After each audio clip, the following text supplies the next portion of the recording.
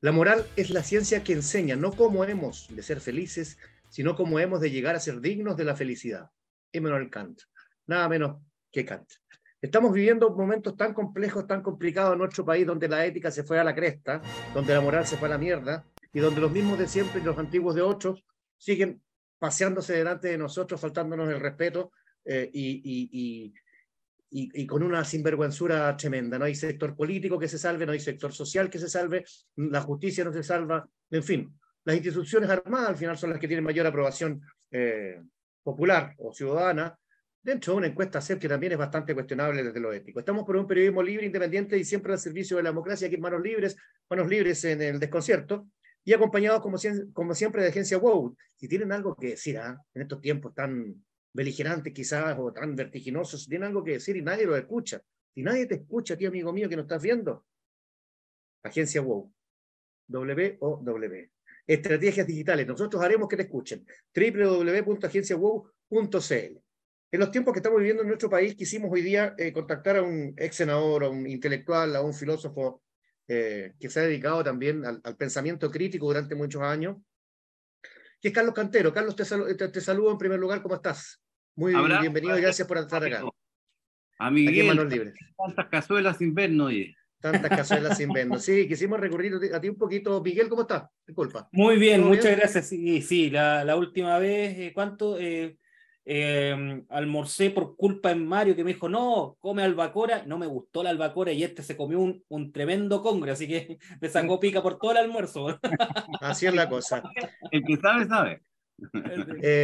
Y el que tiene buen gusto también lo tiene. Digamos, estamos viviendo tiempos tan complejos, cada día hay una corrupción distinta, cada 3 horas se descubre algo horrendo, en fin. Entonces quisimos tener a Carlos Cantero en esta oportunidad como para poner la pelota al piso un poco, para ver la cosa un poquito más macro, no pararnos ni detenernos en este carrusel, ¿no es cierto?, de desafección ciudadana con la cosa política, en fin. Hay muchas cosas que tenemos que conversar, Carlos. Tú estás haciendo hace un tiempo una ruta en Facebook que se llama El Escáner de la Sociedad. En el capítulo número 17, por ejemplo, dijiste aprender a tocar almas con amor. Esto puede sonar muy alto para mucha gente, pero es necesario hacerlo de repente. Si no, nos vamos a seguir pegando cabezazos en la muralla permanentemente. Dices, hay quienes se sienten propietarios de la vida, señores del mundo, no tienen paz con su entorno, imponen su individualismo, la competencia, el egoísmo. Son vacuidad espiritual, brizna de materialismo. Bueno, y eso lo ve uno en cada persona que tiene cierta capacidad, ¿no es cierto?, de toma de decisiones en nuestro país. Hace algún tiempo tú vienes hablando de la pandemética, Carlos. Lo defines así, una especie de virus que se instaló en nuestra sociedad, en nuestro país. No necesariamente tiene que ver con la política contingente, aunque le gotea y le salpica evidentemente también. ¿Cómo se llegó a eso, Carlos? Porque no siempre nuestro país fue presa de la pandemética. Bueno, primero decir que la pandemia biológica es la que inspira ese pensamiento, porque la preocupación que planteaban los médicos no era por la mortalidad que tenía el virus del COVID. El problema no era la mortalidad. El problema que planteaban los técnicos, los epidemiólogos, decían, es que es de muy alta tasa de contagio. Y por la vía de la alta tasa de contagio es que en realidad se hace un problema también de mortalidad. Pero en realidad el bicho no es una cuestión tan grave ni tan... Ese era el tema. Y yo me puse a pensar en eso, en la relacionalidad de la peligrosidad de un virus por el problema del contagio, y me di cuenta que habían otros problemas de contagio muy graves en la sociedad y muy vertiginosos en el proceso de viralización o de contagio, al punto que podían transformarse en epidemia. Y uno de esos era precisamente el problema de la corrupción, el problema de la violencia, el problema de la narcodelincuencia, el narcodelito, ahora el sicariado, por Dios, hace 10 años era inimaginable en Chile hablar de sicarios. Bueno, hoy día tenemos esto y mucho más. ¿Por qué pasa esto? Por lo mismo que pasa en la salud humana. Amiga y amigo que usted está siguiendo esta conversación, ¿cuándo a usted un virus, cuándo a usted un resfrío, cuándo a usted cualquier bicho le puede resultar tremendamente peligroso? Piénselo, amiga, piénselo, amigo, un segundo. ¿Cuándo? Cuando su inmunidad está baja, cuando se deteriora su inmunidad. Eso es lo que afecta su situación biológica, ¿verdad? Vámonos ahora a lo social, vámonos ahora a lo cultural. Cuando sus valores han bajado y cada vez están más deteriorados, entonces los virus empiezan a meterse en su casa. Cuando usted además tiene un foco de contagio que no tiene conciencia de que está destruyendo su estructura, bueno, eso es mucho más peligroso. ¿Y por qué lo traigo a colación? Porque en la casa suya, de todos los que escuchen esto, sin ninguna excepción, hay un foco de contagio tremendo, de desvalorización permanente, de deterioro de los principios, de la vigencia de los principios, y eso se llama televisión. Cualquier pelafustán, patipelado intelectual, se las da de gran doctorado y está 4 horas viralizando, contagiando, contaminando su entorno hogareño con desvalores. Y cada día en una televisión como la chilena, que es verdaderamente una televisión de pésima calidad. Entonces, la pregunta que me hace Mario es, ¿cómo llegamos a esto? Bueno, llegamos de esa manera. A eso hay que agregar que cuando usted va en las tinieblas, querido amigo y querida amiga, cuando usted ve que hay penumbra, cuando hay tinieblas, ¿qué es lo que le hace falta a usted, querida amiga, querido amigo? Referencias. ¿Cuáles son mis referentes? ¿Dónde están mis faros? ¿Cómo me oriento? ¿Cierto? La gente de la antigüedad se orientaba por las estrellas, otros se orientan por un cerro, otros se orientan por un faro. Pero en lo valórico, en lo cultural, siempre nos hemos referenciado por íconos, élites, que marcan una orientación, que son los referentes.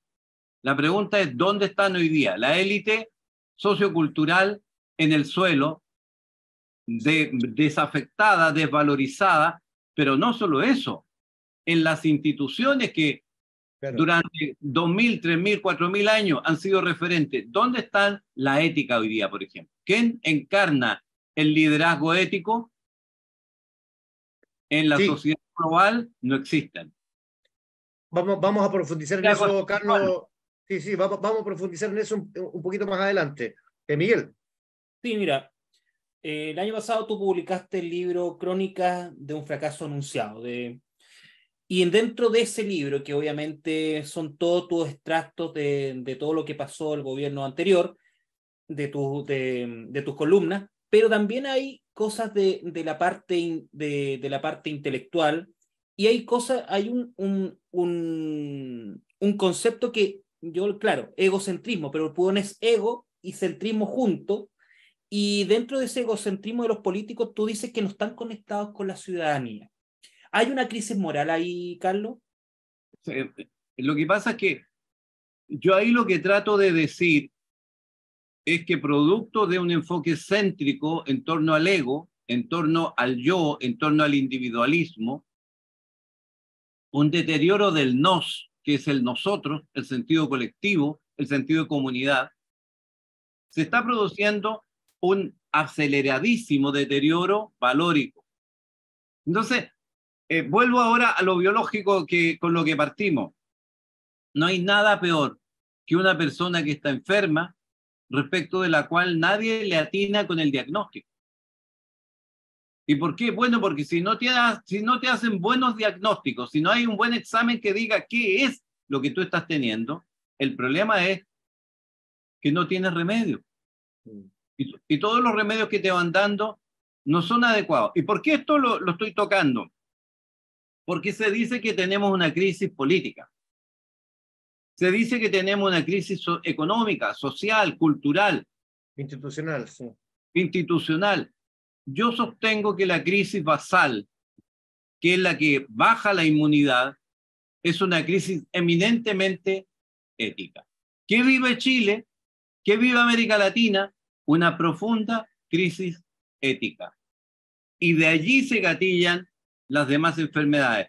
Es lo mismo que cuando hay diabetes, ¿verdad? La gente nunca se muere de diabetes, se muere de otras cosas que finalmente van encadenándose y van generando una condición cada vez más deteriorada. Entonces, cuando yo hablo de lo egocéntrico, estoy hablando de ese deterioro valórico que tiene que ver con la ética, pero para hacer raya para la suma y saltar el tema lo más rápido posible, lo que quiero decir es que cuando se produce la crisis ética, es porque en definitiva hay una crisis valórica, y la crisis valórica es porque se ha deteriorado el enfoque espiritual y se ha sobredimensionado el enfoque materialista. Se han sobredimensionado. Estamos con el ex senador Carlos Cantero, referente ayer en la región de Antofagasta, un gurú en Antofagasta, ¿no? Lo saludan en todas partes de Antofagasta. Pero ahí está con un cáncer pulmonar terminal. No. Hay otra afirmación que llama la atención, Carlos, dentro de lo que tú has dicho en tus conferencias internacionales, que las hace a menudo, en tus publicaciones, en tus libros, en tus alocuciones, en distintas esferas, digamos, en distintos foros, mejor dicho. Tú dices que el ser humano no es humano, porque aquí se habla de cosas humanas, se habla de derechos humanos, se habla de muchas cosas humanas.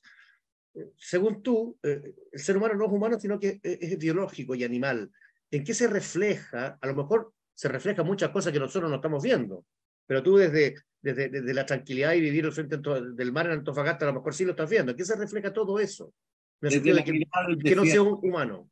Efectivamente, desde la mirada del desierto. De mirar el desierto. Quiero contra ese argumento de que somos seres, comillas, humanos. Hay unos que son muy animales y hay otros que son tremendamente torpes. Entonces, no, señor, no somos eminentemente humanos. Somos seres biológicos. Y en tanto asumimos valores, replicamos lo cultural, replicamos lo espiritual, nos transformamos en seres humanos, unos más humanos y otros más brutos, ¿verdad? Y por eso que está la historia de Tarzán. Porque si usted se cría con los monos, entonces usted puede ser Tarzán de los monos, el rey de los monos, ¿verdad? El rey de los monos, el rey de la selva. Sí, claro, el rey de la selva. Y los otros que se crían con lobos, bueno, son hombres o mujeres lobas, ¿cierto? Como también ha ocurrido, ¿cierto? Entonces, el ser es biológico esencialmente y puede ser humano, y va a ser humano en la medida que cultive, que replique, que haga propios los valores humanos. Y somos éticos, sí, podemos ser éticos en la medida que somos coherentes en asumir los valores éticos, pero lo más importante, porque yo veía algunas parlamentarias hace un par de semanas que clamaban al cielo por la corrupción en este país, cómo atropellan a los pobres. Ahí es donde me descontrolo y tengo que quedarme callado un segundo, porque verdaderamente esa situación la encuentro ya de una irritación, de una vergüenza increíble. ¿Por qué? Bueno, porque hoy día esos mismos son los que están siendo desnudados, ¿cierto?, frente al país, como tremendamente volcados a este enfoque. ¿Por qué traigo a colación el punto? Porque se amarra con el que acabo de plantearle a la pregunta de Miguel. En Chile se ha exacerbado, amiga y amigo, le pido por favor que ponga atención. En Chile se ha exacerbado el enfoque materialista en detrimento del enfoque espiritual. Y se le ha convencido estúpidamente por algunos infelices de que usted tiene que tener cosas para ser feliz.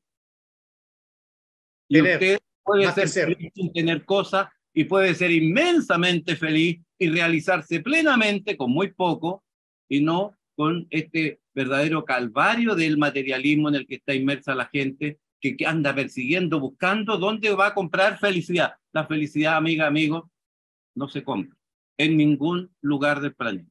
Eso que estás diciendo, Carlos, me parece interesante detenerse un poquito y profundizarlo un poquito. En esta sociedad o sociedad de alto consumo, claro, el tener o el estatus de tener el auto más lindo, la chaqueta más elegante, y la gente se olvida de ser. O sea, veíamos el otro día, el Día del Niño, en que los juguetes eran más grandes que los niños en los centros comerciales, me tocó ir a la fuerza. Pero hay una, no sé cómo decirlo, o sea, hay una confusión muy grande en la sociedad. O sea, el tener te hace feliz, no te hace feliz el tener, porque al final te endeudas al final, ¿cachai? Yo no me endeudo, pero la sociedad se endeuda y consume créditos para demostrar y ostentar.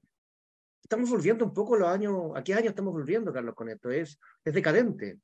Estamos viviendo un momento en el que el materialismo está... Mira, amiga y amigo, les sugiero y le hago una recomendación. Vaya a ver la película Oppenheimer.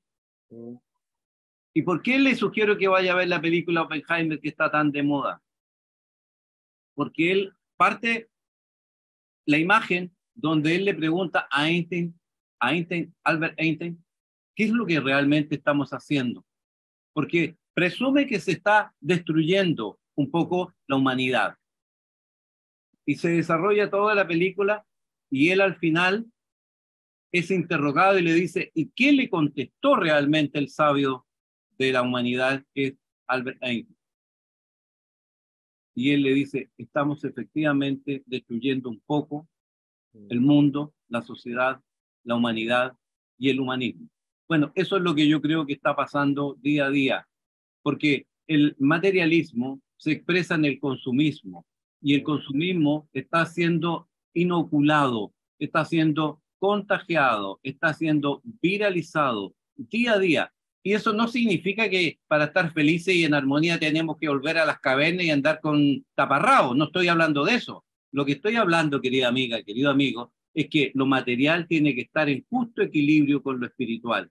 Y a veces usted tiene que entender que las cosas del viaje interior no se cubren ni se atienden con nada de lo exterior. Cuando usted busca su espiritualidad, cuando usted busca su equilibrio con su alma, el encuentro con su ser, cuando usted quiere entender el sentido de su vida, bueno, ahí no hay nada material que pueda responderle a aquello. Corresponde a un viaje, si usted lo puede diferenciar entre la exterioridad, que es recorrer el mundo. Hay gente que dice, no, yo tengo mucha vida, mucho viaje por el mundo. La mayor parte, querida amiga, querido amigo, viajan exactamente igual que una maleta. Va recibiendo etiquetas en cada aeropuerto, en cada estación, pero uno al final les pregunta, ¿en qué cambió tu vida? Ah, que tengo más etiquetas. Y más timbres en el pasaporte. En cambio hay gente para que mostrar. Claro. No se mueve de su casa y tiene vivencia y espiritualidad y contacto. Entonces, ¿de qué se trata?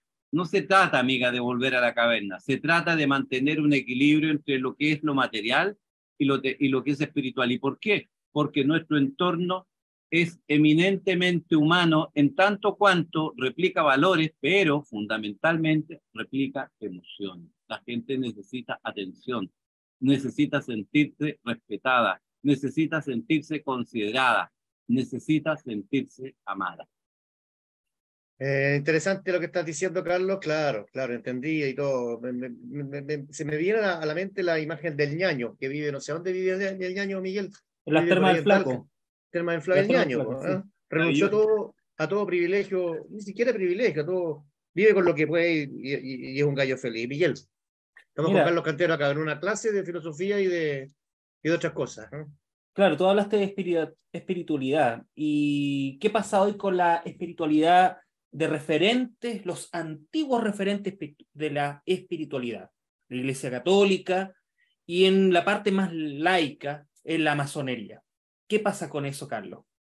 Qué buena pregunta, Miguel, qué buena pregunta, porque lo primero que hay que hacer es una distinción entre lo que es la espiritualidad y lo que es la religiosidad. La gente tiene una profunda confusión. La espiritualidad es como hablar del cosmos. Eso es la espiritualidad, el cosmos. ¿Y qué es la religión? Es una pequeña parte de ese cosmos. Digamos, el sistema solar. O sea, es una porción del universo. El universo es mucho más amplio. La espiritualidad, en consecuencia, se puede vivir sin necesidad de que haya una religiosidad. Pero a diferencia de ese enfoque, no puede haber religiosidad si no hay una profunda espiritualidad. Entonces, esa es la primera distinción. Es bueno decir que la gente siempre va a ser espiritual. El problema es que lo va a cultivar de en mayor medida, en mejor nivel, o no lo va a cultivar y simplemente va a ir con sus tremendas inquietudes espirituales sin ser atendida. Es como ir con hambre, con apetito y no nutrirlo, no alimentarse. Esa es la primera cuestión. Claro. Entonces, dicho eso, y tú pusiste dos instituciones. La masonería no es una institución religiosa, la masonería es una institución espiritual que se define como ética, filosófica e iniciática. Es decir, iniciática significa que transmite conocimiento que no es revelado de Dios, sino que es conocimiento que ha aprendido el hombre desde el fondo de la historia humana. Y la religión se expresa en las iglesias evangélicas, católicas, presbiterianas, etc. Son entonces dimensiones distintas. ¿Cuál es el tema que tú me planteas? Me preguntas, ¿cómo está la espiritualidad y la religiosidad en torno a lo valórico? Por el suelo, por el suelo. ¿Y por qué? Porque los referentes espirituales, los referentes éticos, viven una profunda crisis de mutismo. Mutismo. Mutismo. No hablan. ¿Conveniente? Es muy interesante tu pregunta, porque, Mario, la voy a contestar al tiro, pero quiero cerrar un poco la de Miguel. Entonces, si la iglesia está callada por sus problemas mundanos, contingentes, profanos, ¿cierto? Que es los abusos sexuales y todo lo demás que se ha ido agregando. Y por otro lado tenemos una masonería silenciosa, silente, sin opinión, sin presencia pública, sin actividades que sean faros frente a la humanidad.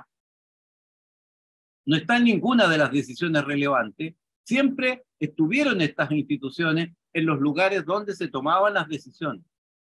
Pero si ustedes han dado cuenta, por ejemplo, si uno mira las propuestas constitucionales, yo creo que ninguna de esas dos instituciones ha sido capaz de presentar ni una sola. Porque las han presentado, pero no acumulan la cantidad de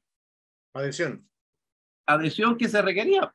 Entonces, ahora, la pregunta que hace Mario, que es muy interesante, es el por qué. Porque Miguel definió el qué, ¿verdad? Ahora hay que abordar el por qué se da esta situación de, yo le llamo vacuidad.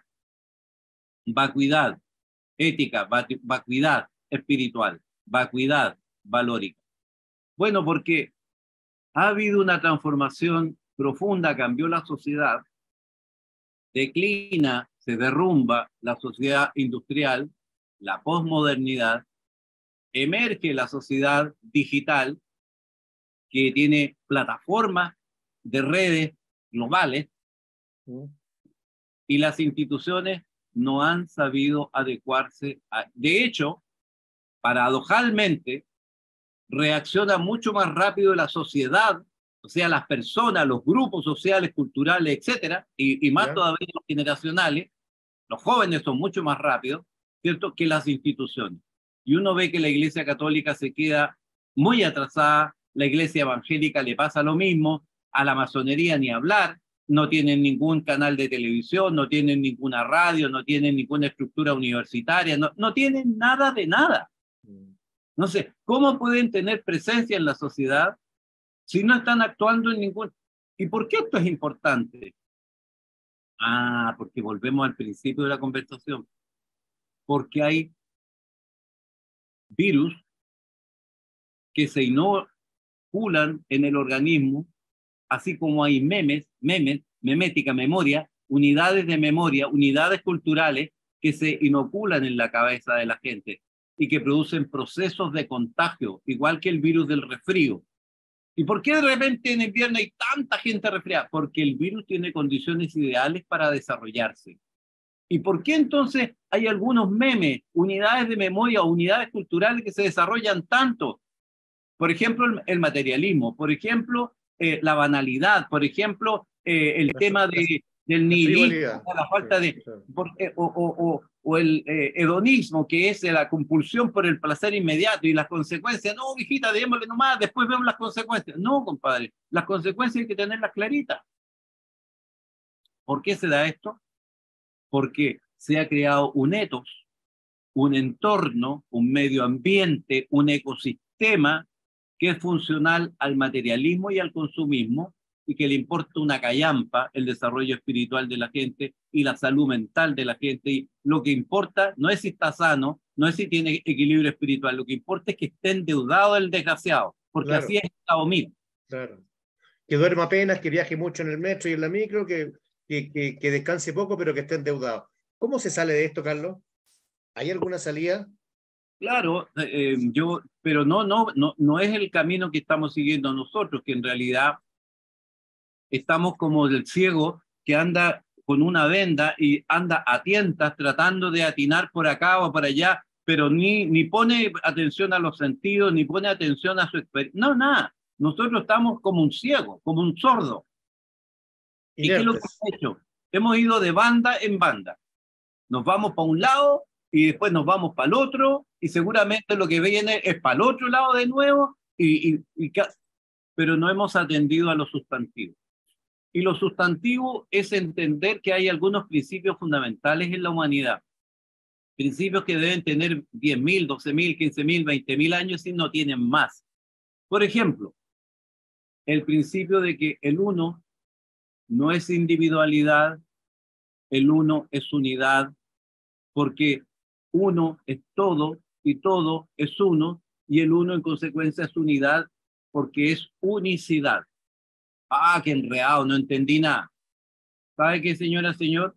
Lo que le estoy diciendo es que mientras no sintamos que somos una comunidad y estemos divididos y estén fraccionados y haya alguien buscando siempre romper la estructura de unidad, no, yo soy de izquierda, no, yo soy de derecha, no, yo soy del colo, yo soy de... Mientras tengamos elementos divisorios y no tengamos algo que aglutine, que una, que amalgame, entonces estamos condenados. Estamos cagados. Y el problema es que hoy por hoy no tenemos esas estructuras que generen esa aglomeración, esa unidad. No hay liderazgos en ese sentido. Tenemos liderazgos mediocres, liderazgos incompetentes. Pero lo peor de todo es que hemos roto el principio del mérito. Hoy día no hay respeto por el mérito. Cualquier cagón que se vota intelectual, cualquier cagón que se vota a experto, resulta que termina teniendo contratos por 500, 600, 700 millones, como lo hemos comprobado. ¿Y cuál es su expertise? ¿Y cuál es la experiencia? Y los que están entregando, perdón, porque una cosa es el que recibe. Epa. Pero resulta que hay otros que están entregando encargos eminentemente relevantes. ¿Y quién los puso ahí? El compadrito, pues. Claro. Mi compadrito, mi amiguito, ¿cierto? Claro. El tráfico. El mérito ahí son las horas de carrete, las horas de almuerzo, las horas de amistad. En que carretearon juntos, claro. En que a lo mejor tuvieron alguna relación sexual juntos, en que, bueno, esos son los méritos. Pero el mérito real, ¿cuál es tu expertise? ¿Cuál es tu experiencia? ¿Cuál es tu respaldo académico?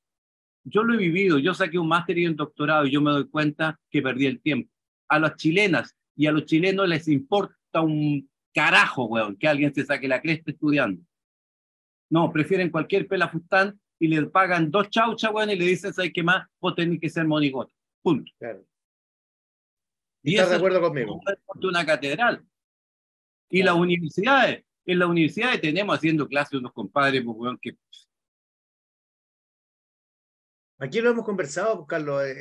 Hay una sobrevaloración del título universitario por sobre los méritos reales.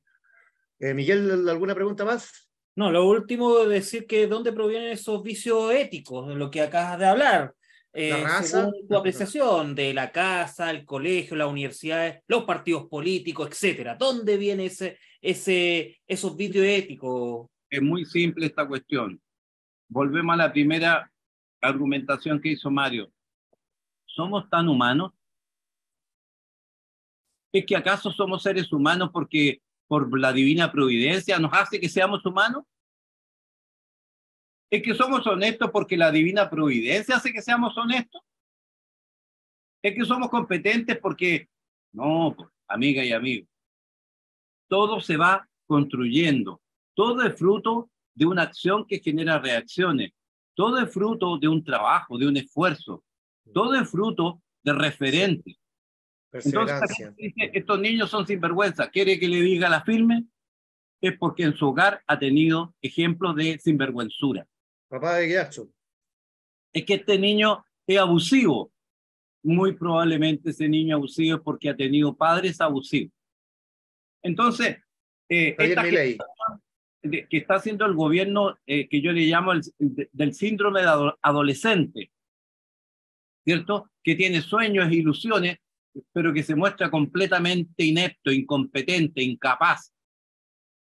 O sea, uno mira, por ejemplo, al presidente Boris, su excelencia el presidente Boris, lo que decía hace 3 años en la calle, hoy día se desdice de todo.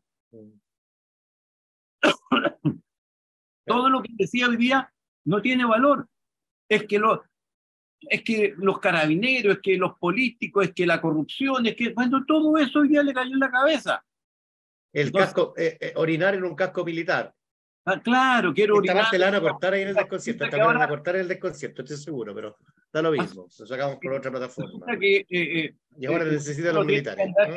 Cada vez que hay una ceremonia, porque se da vuelta para el otro lado, parte para el lado de la última, el comandante casi le pegó una chuleta, que ya era loco. No, claro.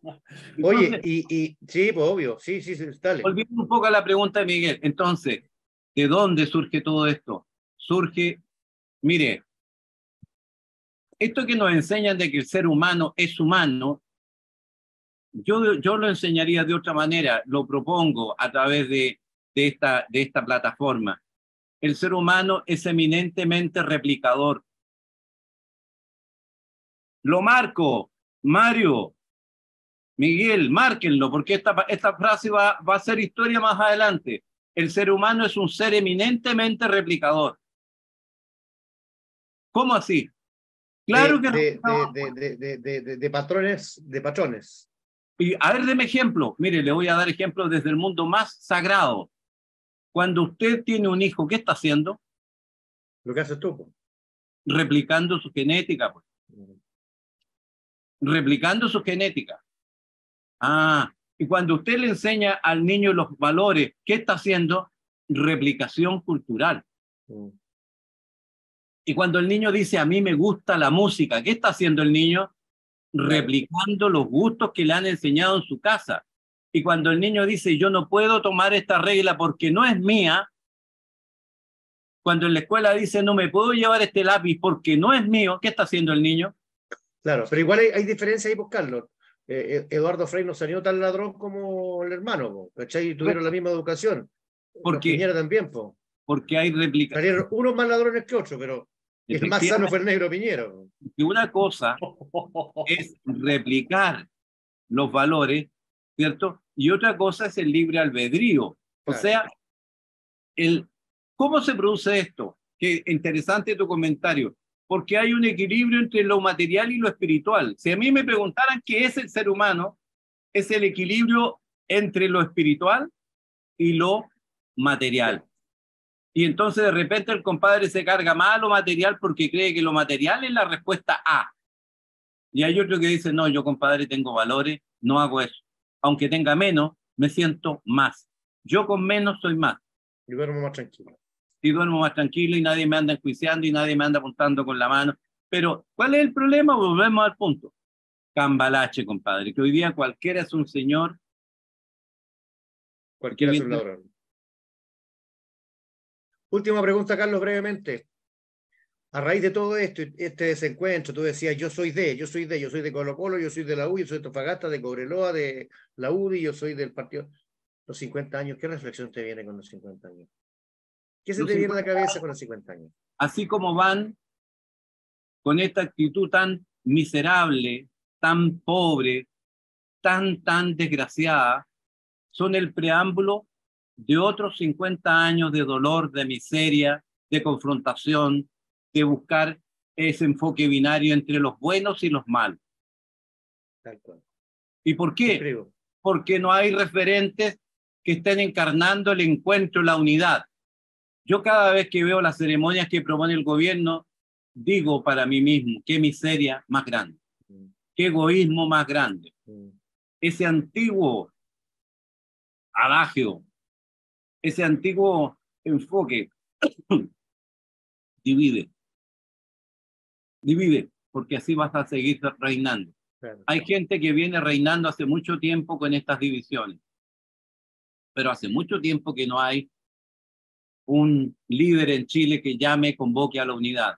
Todos los presidentes en el último tiempo, y cada vez peor, cada año peor, están saliendo prácticamente por la gloria de no sé qué, porque cada día tienen menos votos, cada día tienen menos adhesión, cada día dura menos la luna de miel y en consecuencia menos su legitimidad y, como se está dando en los últimos gobiernos, no solo la legitimidad, sino también la legalidad. Las dos cuestiones básicas claro, sin duda. Que caracterizan, para dejar una reflexión, la anomia. Y usted, amiga y amigo televidente, va a preguntar si qué es la anomia. Es cuando se produce un debilitamiento de la legitimidad y la legalidad. Es el equivalente a la anemia en el organismo humano. A la anemia, cuando sus niveles bajan, entonces a usted se debilita. La anomia es cuando se produce todo esto y se debilita efectivamente el cuerpo social y se produce el deterioro tan grave que hemos tenido hasta ahora. ¿Tiene solución? Tiene solución. Respondiendo a Mario. Y para eso se requiere que usted, señora, señor, porque usted, señora, señor, habitualmente clama al cielo por estos disparates. ¿Dónde? ¿Cómo? Pues es posible que haya pasado. Señora, señor. No puede ser. Usted, señora, eligió a esta gente. Usted, señor, puso a estas personas. A los de la izquierda, a los del centro, a los de derecha, a los de arriba, a los de... Usted elige. Entonces, ¿dónde está la solución, Miguelito? En que la gente tiene que empezar a elegir mejor a sus representantes si quiere tener algo distinto. Si quiere tener más de lo mismo, siga haciendo lo mismo. Si usted quiere cambiar... Y para eso se viene próximamente señalética. ¿Hacia dónde va tu próximo voto? Voto informado. Tu raya vale millones. Nuestro proyecto que tenemos con Miguel y otros profesionales del rubro de las comunicaciones y el interés público. Carlos, muchísimas gracias por tan enriquecedora conversación. Estuvo fantástico como siempre. Gracias por prendernos luces. Gracias por abrirnos los caminos y un poco poner la pelota al piso, como yo decía al comienzo, que empezar a comentar todos los días los calzones de Camila Polizzi o no tengo idea con quién se acostó Jackson, si con este, con otro. No, olvídate. O sea... Déjame hacer una invitación, amiga y amigos, si usted quiere conocer un pensamiento, en Facebook.